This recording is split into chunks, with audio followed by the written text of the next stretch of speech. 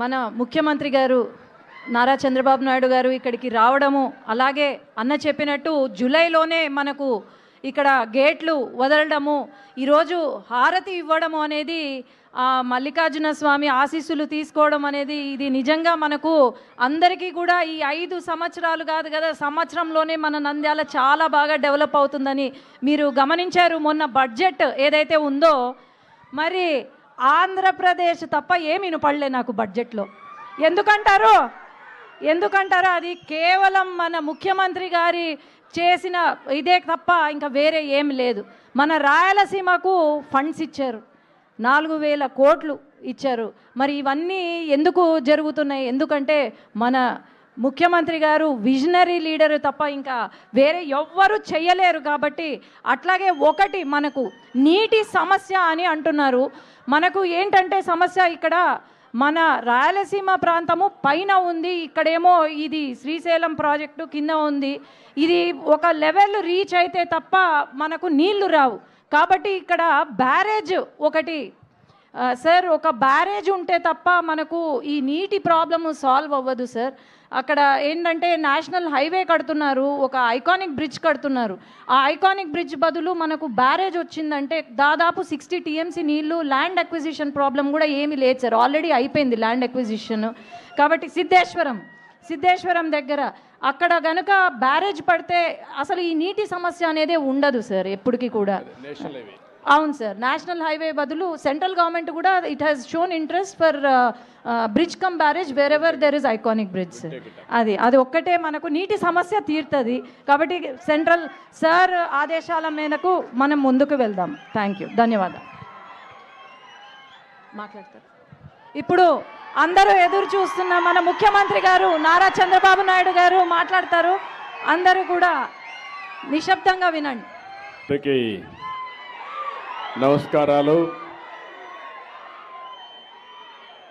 వేదిక పైన పెద్దలు, తమ్ముళ్ళు వారుగా రండి, పోలీసులు కూడా వారుగా వచ్చేసేయండి, కనపడండి అందరికీ. మీరంతా ఒక పక్క వచ్చేయండి. You come. ఓకే, అక్కడే ఉండండి, మీరు అంతవరకు ఉండండి. ఇట్రా మీరు ఇటు ఈ పక్కన అక్కడ వాళ్ళకి కనపడేట్టుగా ఉండండి. ఈ పక్క వచ్చేయండి అన్న. ఓకే వదిలేసి వదిలేయి, మీరు ఎన్నికి రండి.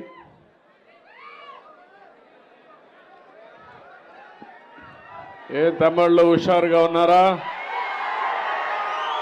ఏమమ్మా ఆడబిడ్డలు మీరు బాగున్నారా? మంచి రోజులు వచ్చాయి.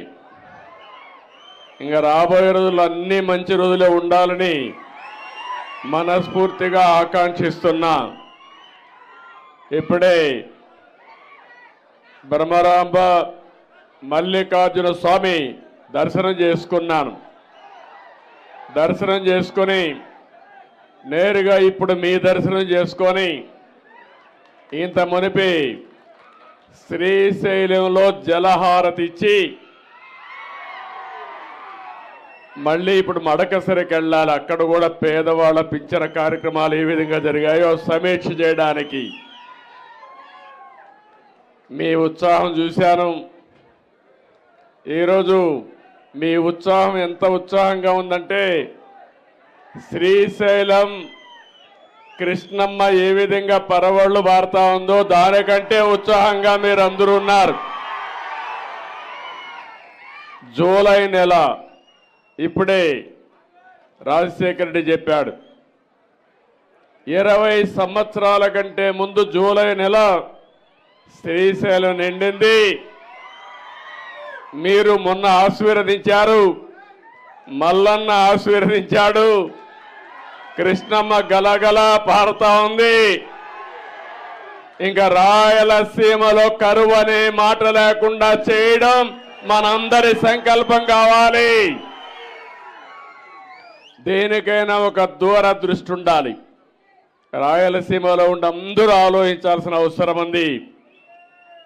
ఇది ఎన్టీ రామారావు గారి కళ.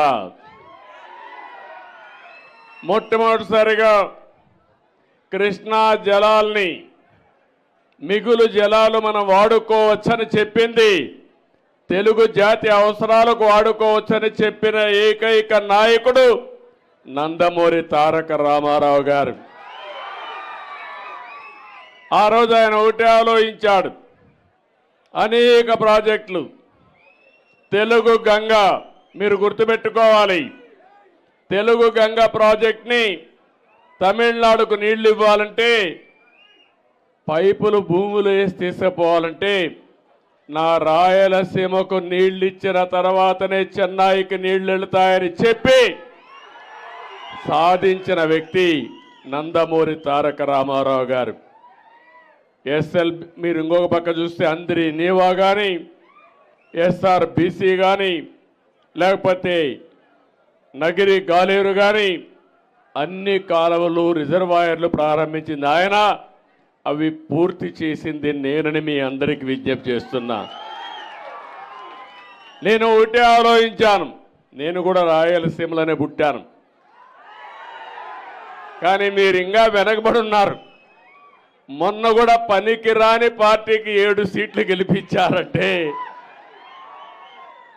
అలాంటి వ్యక్తి, రాజకీయాలకు అర్హత లేని వ్యక్తికి మళ్ళా 7 సీట్లు గెలిపించారంటే ఎక్కడో మనలో ఇంకా చిన్న లోపం ఉంది. నేను అడుగుతున్నా, ఒక్కసారి మీరందరూ ఆలోచించండి.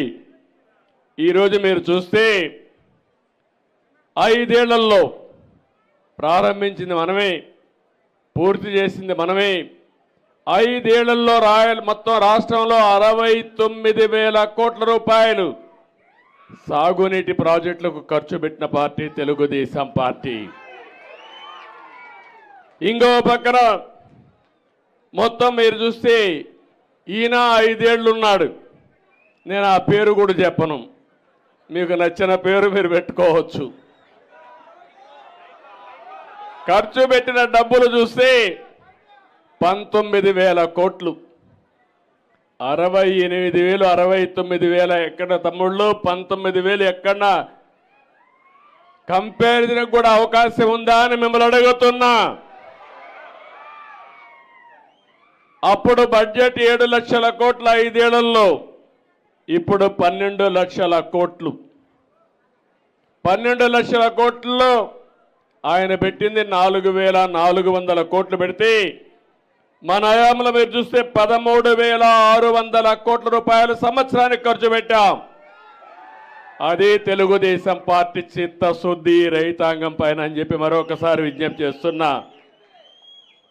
ఇంకో పక్కన మీరు ఒకసారి చూస్తే అందరి నీవా 5 ఏళ్లలో దగ్గర 5,520 కోట్లు మనం ఖర్చు పెడితే, ముష్టి 515 కోట్లు ఖర్చు